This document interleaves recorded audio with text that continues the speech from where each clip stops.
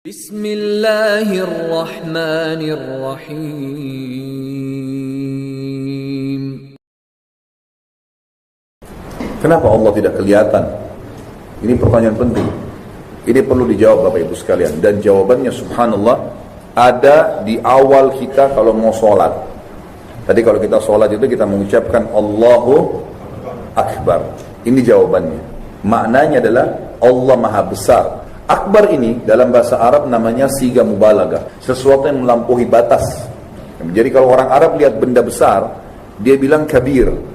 Tapi kalau bagi orang Arab itu dalam retorika bahasa Arab, karena memang Quran dan Sunnah datang dalam bahasa ini, dan ini salah satu dari bahasa yang Allah sudah ciptakan. Tidak ada rasisme dalam Islam, tidak ada fanatisme, memang sudah seperti itu. Semua Allah ciptakan bahasa apapun dan siapapun di muka bumi ini.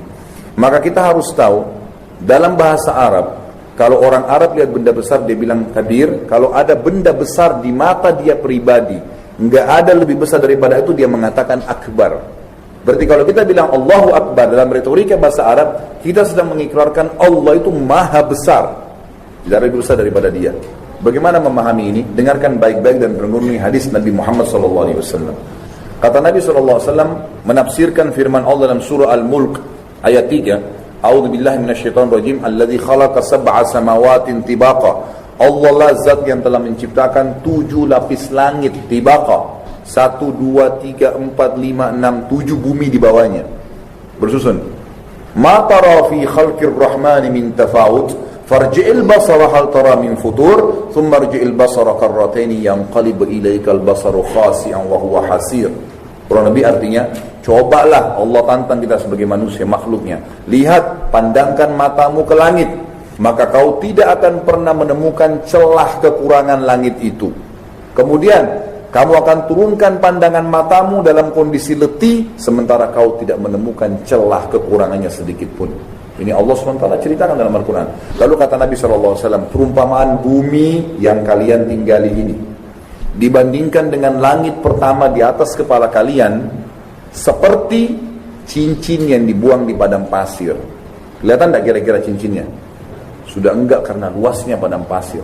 Riwayat lain dikatakan seperti biji yang dibuang di sawah. Dan ini Bapak Ibu sekalian dengan langit pertama di atas kepala.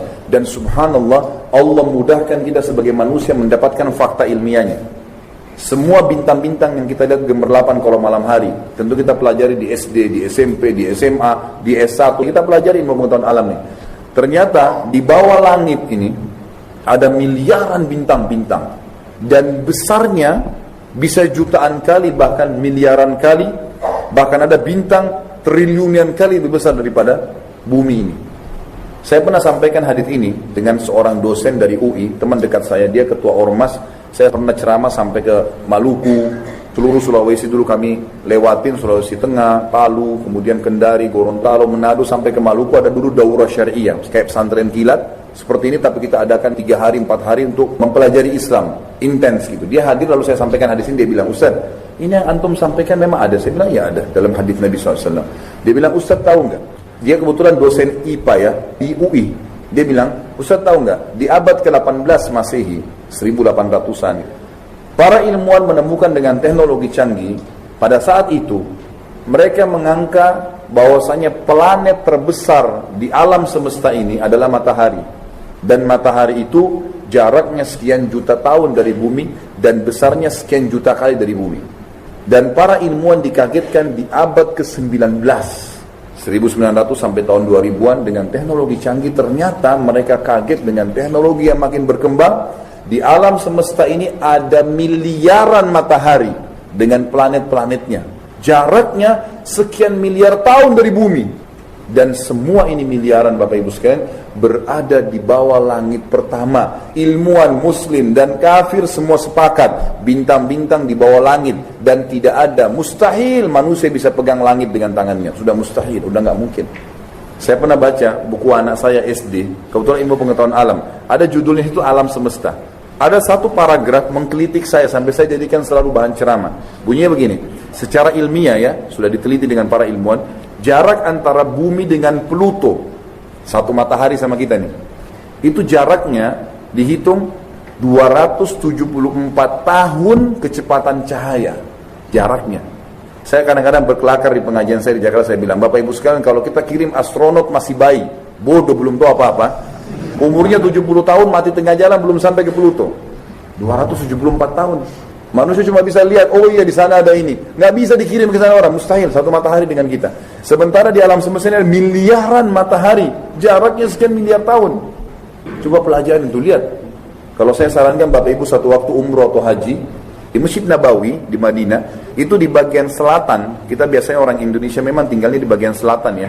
Bagian selatan timurnya Masjid Nabawi ada pameran Asmaul Husna, boleh masuk semuanya. Itu kalau kita masuk sana dibuat ilustrasi-ilustrasi bagaimana besarnya bumi dengan dibandingkan matahari. Ada bintang seperti matahari, api semua, itu jaraknya sekian miliar tahun dari matahari, bukan dari bumi lagi. Dan besarnya itu 11,700 triliun, lebih besar daripada matahari. Itu ada di alam semesta semua ini, susah ditangkap oleh akal manusia. Baik, itu semua Bapak Ibu sekalian berada di bawah langit pertama. Perhatikan tadi ayat, ada berapa lapis langit? Dalam surah Naba, yang sudah hafal surah Naba, amma yatasa'alun, Allah mengatakan sab'an shidada, 7 langit yang kokoh. Kata Nabi Muhammad SAW, di atas langit pertama ada langit kedua. Besarnya langit kedua itu digabung antara langit pertama sama bumi seperti cincin dibuang di padang pasir. Di atas kita ini. Kita di mana ini, seperti debu di bangunan ini. Ya, itu pun di dalamnya sudah ada manusia, ada malaikat, ada jin, ada macam-macam. Kata Nabi SAW, di atasnya ada langit ketiga. Besarnya digabung antara langit kedua, langit ke-1 dan bumi. Tiga-tiganya dibanding langit ketiga seperti cincin dibuang di padang pasir. Langit keempat, langit ketiga, kedua, ke-1, 3 lapis langit dan bumi 4-empatnya dibanding langit keempat seperti cincin dibuang di padang pasir. Langit kelima, 4, 3, 2, 1 digabung 4 langit dengan 1 bumi 5-limanya seperti cincin dibuang di padang pasir. Langit ke-6, 5, 4, 3, 2, 1 5 langit dan 1 bumi dibanding langit ke-6 seperti cincin dibuang di padang pasir. Langit ke-7, 6, 5, 4, 3, 2, 1 6 lapis langit dan 1 bumi dibanding langit ke-7 seperti cincin dibuang di padang pasir. Allah selalu mengatakan, afala yanzuru, tidakkah mereka melihat ke langit, ke bumi, tanda-tanda kebesaran kami? Luar biasa ini. Dan ternyata langit itu yang luas Bapak Ibu sekalian dipenuhi dengan makhluk Allah namanya malaikat. Malaikat ini ada namanya Ismul Fard, nama individu, seperti malaikat Jibril, Mikail, Israfil. Ini cuma satu malaikat, nggak ada malaikat lain. Ada namanya Ismul Jins, nama kelompok, seperti misalnya Raqib dan Atid, Munkar dan Nakir. Itu nama kelompok. Di bawah Raqib ini ada miliaran malaikat, di bawah Atid ada miliaran malaikat. Begini rasionalnya. Manusia sekarang ini, populasi manusia 7,3 miliar. Sekarang yang saya dapat data terakhir, 7,3 miliar jumlah manusia. Kalau kita orang beriman sama Allah, yakin ada Raqib dan Atid di pundak manusia, kira-kira berapa jumlah Raqib dan Atid? 14,6 miliar. Itu baru malaikat Raqib Atid saja. Belum Munkar Nakir, belum yang Yebru. Jadi kalau ada orang mati nih, kena tsunami 1 juta orang mati, malaikat maut itu 1 juta yang datang mencabut ruh. Bukan satu malaikat cabut ruh semua, itu nama kelompok. Seperti itu. Apa kata Nabi Muhammad SAW tentang hadis Isra dan Mi'raj, hadis sahih? Waktu saya sedang dinaikkan ke langit, saya menembus 7 lapis langit tersebut, dan demi zat yang ubun-ubunku dalam genggamannya, maksudnya demi Allah, tidak ada tempat di langit itu ukuran 4 jari manusia kecuali dipenuhi oleh malaikat yang sedang sujud dan ruku. Yang luas tadi itu penuh dengan malaikat, luar biasa ini. Dan kata Nabi SAW, di langit ke-7 ada Baitul Ma'mur, tempat tawafnya malaikat. Allah sebutkan dalam surah At-Tur, wal Baitul Ma'mur. Kata Nabi SAW, tiap hari 70.000 malaikat tawaf pergi, gak akan pernah kembali lagi. Allah mustahil, diganti 70.000 dari awal diciptakan sampai hari kiamat. Berapa jumlah malaikat? Luar biasa gitu. Kata Nabi SAW lanjutin, di atas langit ke-7 ada namanya tempat Sidratil Muntaha. Kata Nabi SAW apa? Besarnya Sidratil Muntaha itu digabung antara 7 lapis langit dan bumi. 8-8-nya hanya seperti cincin dibuang di padang pasir. Dengan malaikat-malaikatnya tadi yang miliaran, dengan manusianya, dengan pohon-pohonnya, dengan semuanya. Lalu di atasnya Sidratil Muntaha, Allah ciptakan sebuah lautan. Kata Nabi SAW, Allah ciptakan lautan. Yang lautan itu besarnya digabung antara Sidratil Muntaha, 7 lapis langit dan bumi, 9-9-nya hanya seperti cincin dibuang di padang pasir. Di mana kita ini Bapak Ibu sekalian? Luar biasa kecilnya gitu.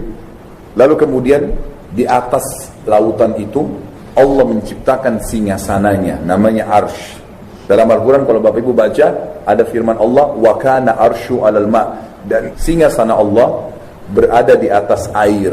Apa kata Nabi SAW? Arsy-nya Allah besarnya digabung antara lautan tadi, Sidratil Muntaha, 7 lapis langit dan bumi, 10-10-nya hanya seperti cincin dibuang di padang pasir. Dibandingkan arsy-nya Allah nih. Jadi kalau ditanya kenapa Allah tidak kelihatan, karena Allah terlalu besar untuk dilihat. Nggak bisa kita lihat memang. Belum bisa kita lihat. Untuk lebih menguatkan itu saya ingin berikan dalil lain.